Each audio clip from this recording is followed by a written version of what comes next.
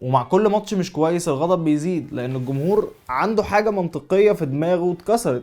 انت صرفت كتير، ليه ما بتكسبش؟ خلينا نفهم المغالطه دي قبل ما نرميها على تشيلسي، علشان الفكره اكبر واعمق من نادي واحد. تخيل معايا انك بتطبخ وحطيت ملح زياده شويه، فالطبيعي ان الطعم يتحسن، لكن هتفضل تزود في ملح تزود في ملح، في لحظه الاكله كلها تبوظ، مع انك بتزود نفس الحاجه اللي حسنت الطعم من الاول. بس عند نقطه معينه الزياده دي بدل ما تنفع بتضر. لف المحشي صعب، نلفه بايه؟ بالكارتيلا ونجيب لهم محمد موسى يدوم كورس. نفس الفكره في الشغل، في الدراسه، وفي الكوره. في الاول لاعب كويس بيحسن الفريق، لاعب تاني بيحسنه اكتر، لكن عند نقطه معينه الفريق خلاص مش محتاج لعيبه تاني، هو محتاج اللعيبه اللي موجوده تفهم بعض. وهنا بقى المثال الاشهر اللي بيعبر عن الفكره دي بابسط شكل ممكن. الست تقدر تخلف طفل في 9 شهور، 9 ستات ما يقدروش يخلفوا طفل في شهر واحد. ومهما جمعت من الستات مش هتقدر تسرع العمليه دي، لان في عمليات ما ينفعش تتسرع، ما ينفعش تتقسم، ما ينفعش تتحسب بالكم، وفي عمليات كتير جوه الكوره من النوع ده.